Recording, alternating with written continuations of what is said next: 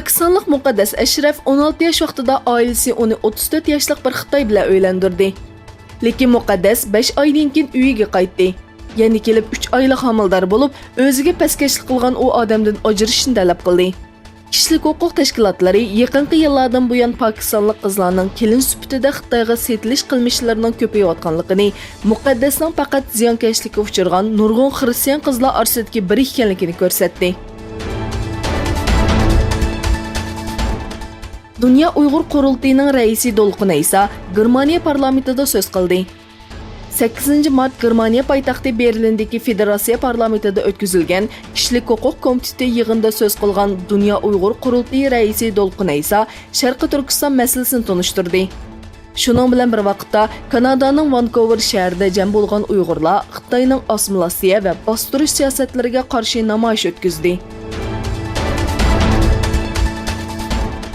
Amerika prezidenti Donald Trump bir tarafdan yo'shirin bir shaklda Eronga tahdid solsa, yana bir tarafdan yangi bir yadro kelishimi uchun Eron rahbarlari bilan suhbatlashishga tayyor ekanligini aytdi.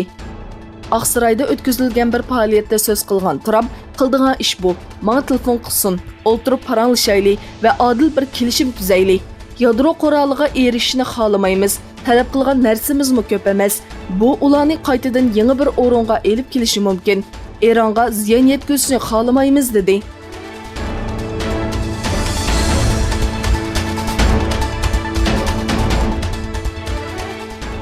Amerika doiralari Shimoliy Koreyaning ko'mir to'shiyotgan bir paraxotini xalqaro embargolarga xiloflik qilganligi sababli musodir qilganligini bildirdi. Amerika Adliya Ministerligi e'lon qilgan bayonotda ko'mir to'shish uchun qo'llanilgan Shimoliy Koreya yuk paraxotining Amerika dengiz tavalligiga yaqinlashganligi uchun musodir qilganligi bildirildi. Ikki davlat orasida jiddiylik davomlashayotgan bir paytda, oldingi kuni Shimoliy Koreyaning bir qisqa manzillik boshqariladigan bomba qo'yib berganligi e'lon qilgan edi. Arqadan Amerika bir qit'alar aro boshqariladigan bombani sinov qildi. Germaniya bosh ministri Merkel Yevropa ittifoqining yangilikchi, kuchli va ittifoq bo'lishi kerakligini aytdi.